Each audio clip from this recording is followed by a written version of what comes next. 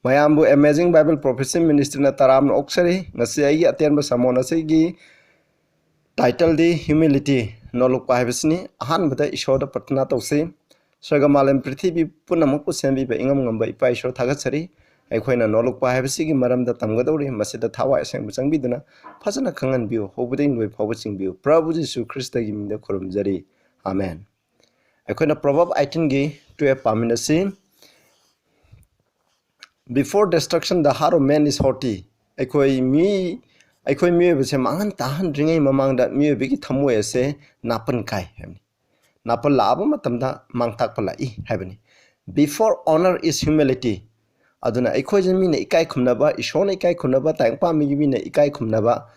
lak tringai mamang da Nolukpa hebse legidamni. Masina takpadi aikoi da Nolukpa hebse leiba tarakati miyamna aduga ishorna maroina ishorna ikoibu ikai khumna bigini habani ma Proverbs 22 gi 4 da Nolukpa amasung ishobu kibagi mapana ina khunba ikai khumnaba amasung ahingba punsi phangi aikoina taingpanda aikoina thawai romda ina khunba pamlagadi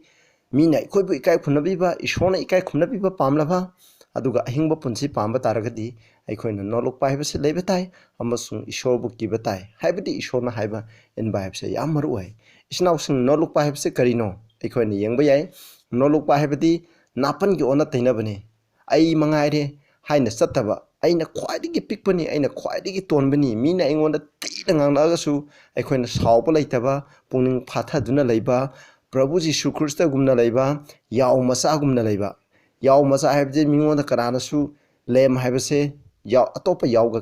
kaidondasu wainaba leite mina monda wairakpa tarasu hamena wairakpa tarasu maktuminna kiduna chengani adugumba maram sat asibu Nolukpa khwaidigi toli haina khanjaba lairi am hairagasu ai lairi khwaidigi haitabani haina khanjaba adugumba lisat asibu aikoina Nolukpa haina aikoina khangnai English ta jimasi humility natraga humbleness humble haibase masibu aikoina khangnai Isaiah 57 gi 15 da sumna hai maramdi ngam ngamba iwang wangba lomba naidana leiriba mapu ibungona hai whose name is holy mahaki mingde asengbo oiba adugumba mapu ibungona hai aina I dwell in the high and holy place awangba asengba mafamda lei shona shogi lepamdi sargani kwadigi numit tha thwa misaki mathakta kwadigi awangba mafam kwadigi asengba mafam do the lay with him also there is of a contrite and humble spirit thamoi kaiba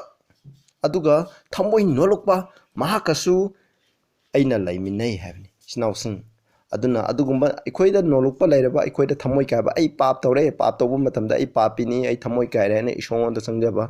ai lale haina khanjaba adugumba atonbagi thawai lairiba mahak aduda ishona leibigini nang aishu adugumba contrite amsung humble Nolukpa thawai ase aikoida leiba taradi ishona aikoigi puningda laaga leibigani hai kaidong nang aigi damal leibina to revive the spirit of the humble aikoida Nolukpa thawai ado hingkana ningai negi damak to revive the heart of the contrite ones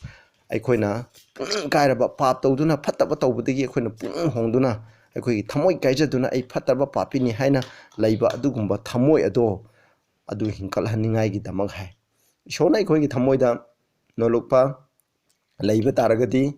ishona aikoigi thamoida leibigini snausing aduna Nolukpa habse yam maruai Matthew 18 gi 4 da su Prabhu Jesu Christ na hai maram aduna kanagumna masigi apikpa angangumna masana masabu Nolukjaba tarabdi mahak ase ishogi ningtholebakta khwaidigi sawba mi oigini hai ishogi ningtholebakta aikoi achawba mi ama oigi hai tardi apikpa angangumna Nolukpa tai mingonda laluragasu lale haiba aikoina mine akoina apikpa angang amase aikoina ngasi hoji aina tina phuba taraju hayeng hek urakpa matamda ingonda kaurakani adugumba makoida ngakpi haiba makoida kauthokpa mina asoiba tawragasu makoida laman khumbai wakhal leitaba yamna Nolukpa aduga icham chamba sincere oiba adugumba lamsat adu aduni aikoina Nolukpa tai habni angang amagumna innocent oiba tai adu ai tardi aikoi ishogi ningtholebakta achawba mi oigini aduna angangumna Noluktaba taragati ai mangaira haiba wakhal de leiradi napangi wakhal leirabadi aikoina ishogi ningtholebakta chukchang changba ngamoi Matthew 23 ki 12 ta su asum hai masa pu wangna thangatchaba ai mangaire haina chachariba mahak ado ma khwaidigi neman bigani haine khwaidigi apikpa ohengani hai whosoever shall exalt himself shall be abased hai and he that humble himself shall be exalted adugo ma masa aina khwaidigi tonbani haina nolukchaba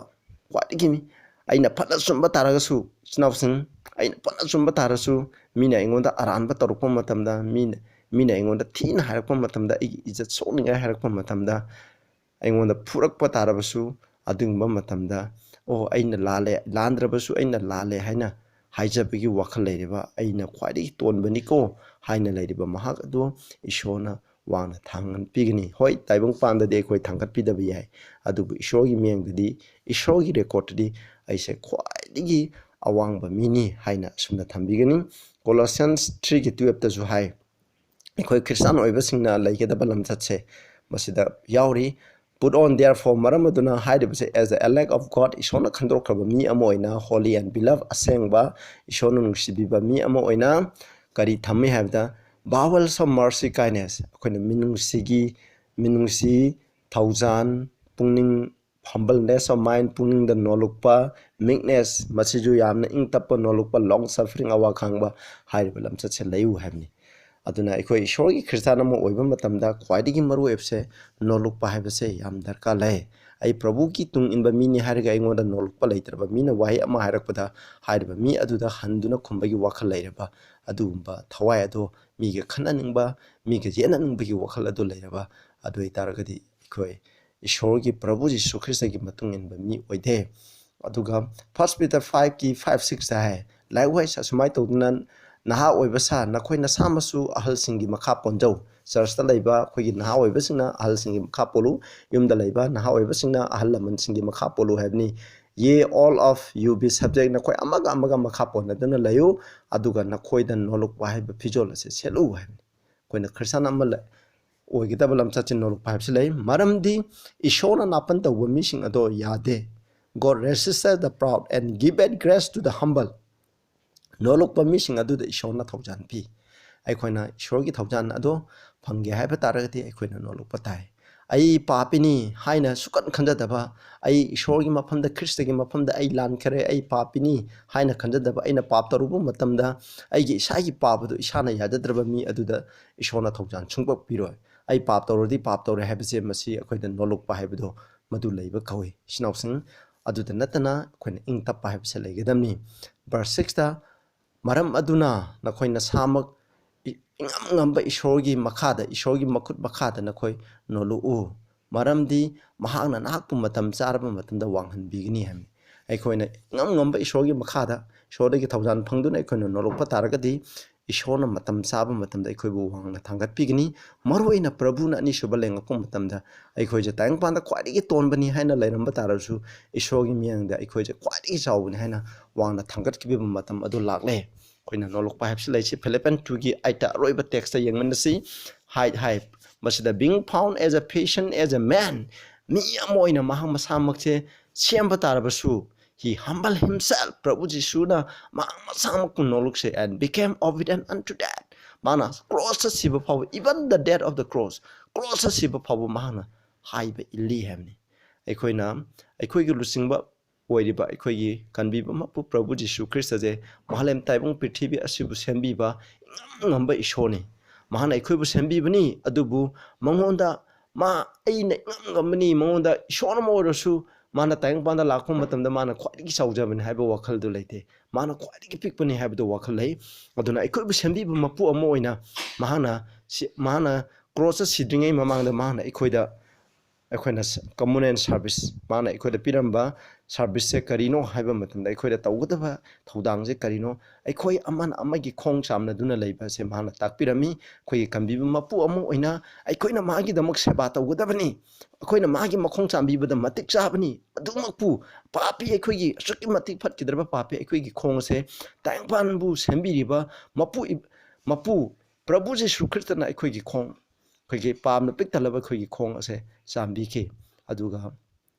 maki phatina tapthokpiki ꯑꯁꯨꯛꯀꯨꯝꯕ ꯇꯣꯜꯂꯦ ꯍꯥꯏꯅ ꯃꯥꯅ ꯈꯟꯖꯕ ꯋꯥꯈꯜꯗꯦ ꯃꯉꯣꯟꯗ ꯂꯩ ꯑꯗꯨꯅ ꯄ꯭ꯔꯚꯨ ꯖꯤꯁꯨ ꯈ꯭ꯔꯤꯁꯇꯒꯤ ꯍꯦꯟꯅ ꯍ꯭ꯌꯨꯃꯤꯂꯤꯇꯤ ꯂꯩꯕ ꯃꯤ ꯃꯥꯂꯦꯝ ꯄ꯭ꯔꯤꯊꯤꯕꯤꯗ ꯂꯩꯇꯦ ꯑꯩꯈꯣꯏ ꯃꯍꯥꯛꯀꯤ ꯃꯇꯨꯡ ꯏꯟꯕ ꯃꯤ ꯑꯃ ꯑꯣꯏꯅ ꯑꯗꯨꯒꯨꯝꯕ ꯅꯣꯂꯨꯛꯄ ꯍꯥꯏꯕꯁꯦ ꯂꯩꯁꯤ ꯑꯗꯨ ꯑꯣꯏꯇꯥꯔꯗꯤ ꯏꯁꯣꯔꯅ ꯑꯩꯈꯣꯏꯕꯨ ꯕꯣꯔ ꯄꯤꯕ ꯑꯣꯏꯒꯅꯤ ꯇꯥꯕꯤꯔꯤꯕ ꯃꯌꯥꯝ ꯈꯨꯗꯤꯡꯗ ꯏꯁꯣꯔꯅ ꯕꯣꯔ ꯄꯤꯕ ꯑꯣꯏꯁꯅꯨ ꯉꯁꯤ ꯀꯧꯕ ꯅꯨꯃꯤꯠꯁꯤꯗꯒꯤ ꯄ꯭ꯔꯚꯨꯒꯨꯝꯅ ꯑꯩꯈꯣꯏꯅ ꯈ꯭ꯋꯥꯏꯗꯒꯤ ꯇꯣꯟꯕ ꯋꯥꯈꯜ ꯏꯪ ꯇꯞꯄ ꯅꯣꯂꯨꯛꯄ ꯂꯝꯆꯠ ꯑꯁꯤ ꯊꯝꯕꯁꯤ ꯍꯥꯏꯅ ꯑꯩꯅ ꯃꯌꯥꯝꯗ ꯑꯄꯤꯜ ꯇꯧꯖꯔꯤ